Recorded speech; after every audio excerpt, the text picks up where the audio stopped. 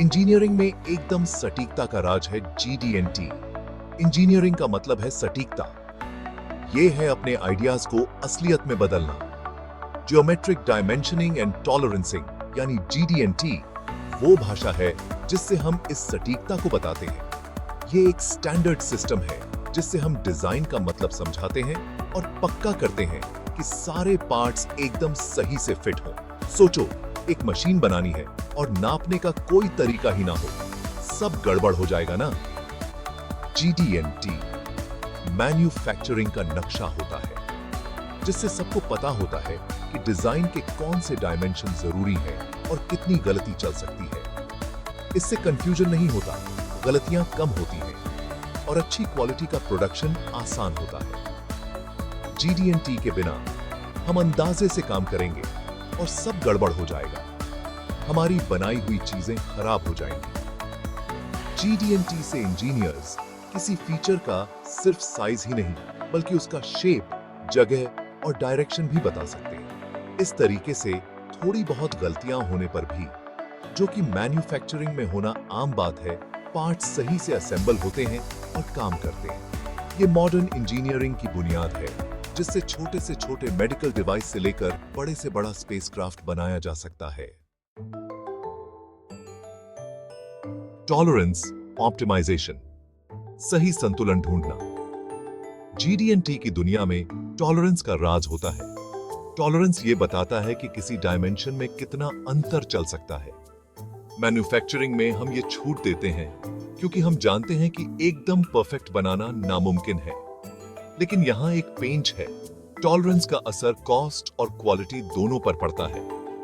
Tight tolerance यानी कम अंतर performance के लिए तो अच्छा होता है, लेकिन महंगा भी पड़ता है। इसके लिए खास मशीनें, बहुत ध्यान से काम करने वाले लोग और ज्यादा जांच की जरूरत होती है, जिससे मैन्युफैक्चरिंग कॉस्ट बढ़ जाती है।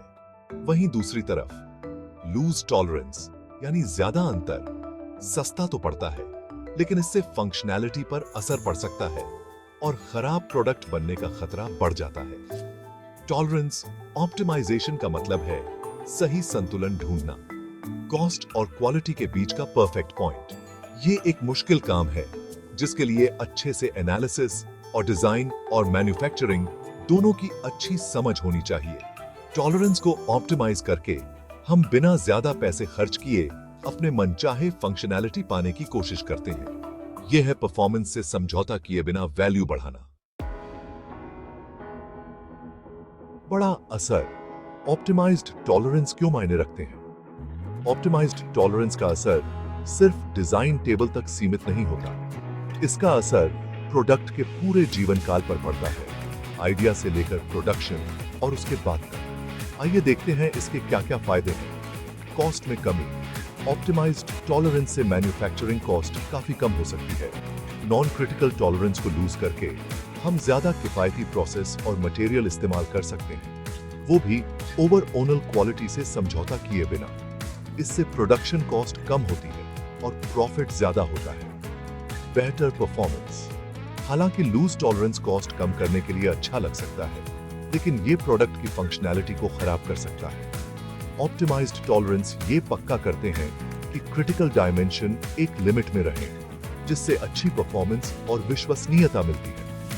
बेहतर मैन्युफैक्चरेबिलिटी, बहुत ज्यादा टाइट टॉलरेंस मैन्युफैक्चरर्स के लिए परेशानी का सबब बन सकते हैं, जिससे ज्यादा स्क्रैप, रिवर्क और प्रोडक्शन में देरी हो सकती है। और ऑप्टिमाइज्ड टॉलरेंस मैन्युफैक्चरिंग लिमिटेशंस को ध्यान में रखते हैं, जिससे यह पक्का होता है कि डिजाइन को बिना किसी परेशानी के बनाया जा सके।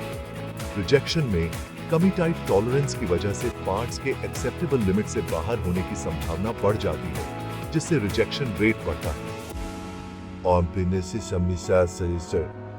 ऑप्टिमाइज्ड टॉलरेंस इस रिस्क को कम करते हैं, जिससे प्रोडक्शन प्रोसेस आसान होता है और कम डिफेक्ट्स और वेस्टेज होता है।